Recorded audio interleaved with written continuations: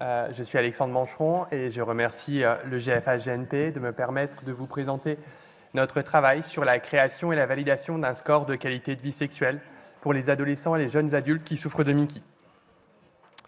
On remercie les laboratoires Pfizer de nous avoir permis d'utiliser gratuitement les scores IEF et SSQ28 gratuitement dans le cadre d'une étude académique à but non lucratif.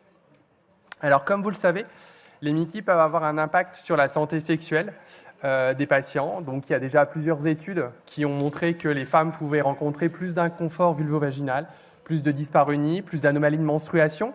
Les hommes peuvent rencontrer plus de troubles érectiles et globalement les deux sexes, plus de difficultés, plus de troubles de la libido. Les études sur l'impact des Mickey chez les jeunes, par contre, sont plus limitées. Il y a une étude européenne de l'ONFORCE qui est de grande ampleur, qui a montré que quand même les jeunes, les adolescents pouvaient rencontrer plus de ruptures amoureuses liées à la maladie. Cependant, malgré ça, la plupart des études s'intéressent surtout aux adultes, on va dire très adultes, au-delà de la 4e et 5e décade. Il y avait très peu d'informations.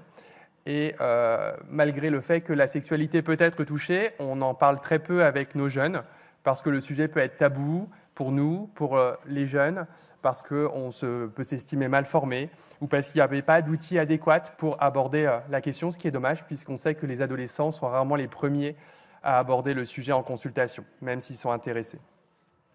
Alors, il y avait quand même des scores de qualité de vie sexuelle qui existaient, mais qui étaient uniquement adaptés aux plus de 18 ans, dommage pour les pédiatres, qui abordaient la sexualité sous un aspect cru, physiologique, qui le rendait peu utilisable en consultation non spécialisée de sexologie, et qui étaient généralistes, donc qui ne prenaient pas en compte les spécificités des Mickey.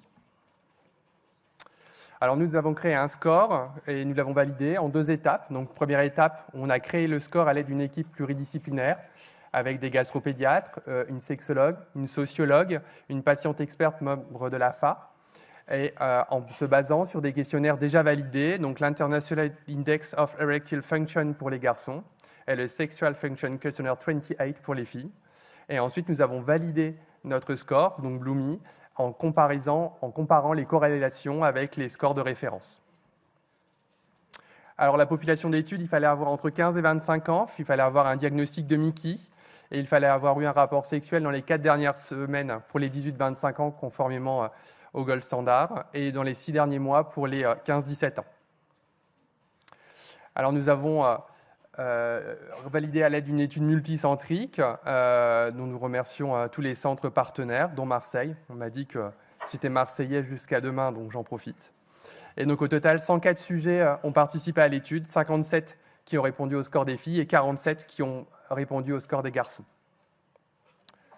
Donc voilà le score Bloomy, tel qu'il a été créé et validé, donc avec 2 demi-cercles. Donc vous pouvez voir un demi-cercle vert en faveur d'une bonne qualité de vie sexuelle, donc 5 items: le plaisir du partenaire, l'orgasme, le plaisir personnel, l'érection et la pénétration, le désir sexuel.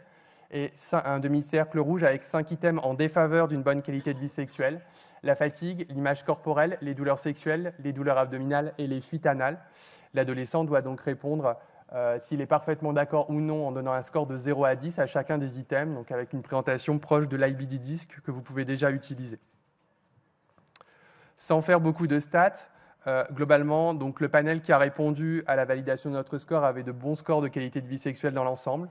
Le principal défaut de notre score, c'est que nous avons un effet plafond, c'est-à-dire qu'hormis pour la fatigue, plus de 20% des sujets ont systématiquement répondu au meilleur score de qualité de vie sexuelle pour les items, ce qui peut limiter le score pour discriminer ceux qui ont la meilleure qualité de vie sexuelle, mais ce qui ne devrait pas entraver ses performances pour du dépistage.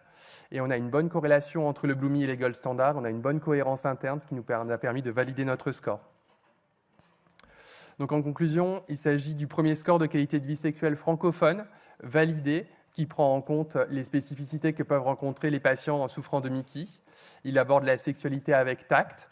Il est utilisable chez tous les adolescents, quel que soit leur sexe, leur genre, leur sexualité. Il est acceptable, puisqu'on n'a pas eu trop de difficultés à le faire remplir. Il a une forme visuelle pratique qui est utilisable en consultation, en amont d'une consultation, pour aborder la sexualité et dépister éventuellement des dysfonctions sexuelles.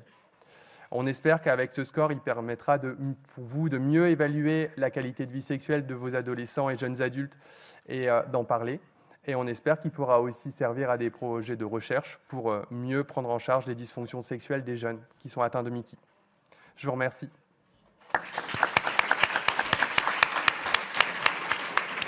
Merci pour avoir respecté le temps. On a ainsi le temps pour 1 ou 2 questions.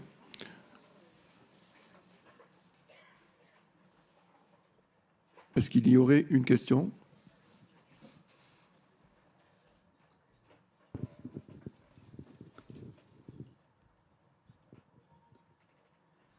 Oui, une question là-bas.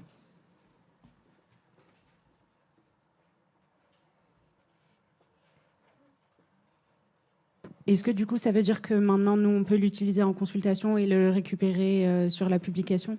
Absolument. C'est complètement validé. Il est aussi disponible sur le TED du GTED pédiatrique. Ok. Il est gratuit d'utilisation et vous pouvez l'utiliser, que ce soit dans un projet clinique ou en recherche. Ok, merci. Est-ce que vous avez eu le temps de le mettre en pratique et quelle est l'anomalie de la sexualité que vous avez comme ça retrouvée le plus souvent? Alors, on a eu l'occasion de l'utiliser pour la validation essentiellement. En fait, nous, ce qu'on s'est rendu compte, donc on avait 2 projets de recherche, un plutôt sur la qualité de vie intime et l'autre sur ceux qui avaient commencé leur sexualité. Ce qu'on se rend compte en pédiatrie, c'est que globalement, les adolescents sont peu intéressés à l'idée de commencer leur sexualité. Ils ont généralement d'autres projets, plutôt scolaires, plutôt professionnels, qui les motivent plus. Et donc, en général, ils forment peu d'intérêt à l'idée de commencer leur vie sexuelle. Ceux qui l'ont commencé, je pense que c'est un peu la face émergée de l'iceberg. C'est ceux pour qui ça se passe bien et qui n'ont pas trop de soucis avec ça. Et au final, ça correspond au fait qu'on a des bons scores de qualité de vie sexuelle pour ceux qui y répondent.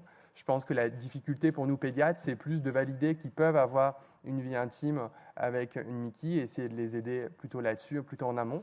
Mais ça pourrait aider les jeunes adultes qui sont suivis peut-être après la transition, qui eux peuvent rencontrer peut-être plus de soucis. Merci. Merci.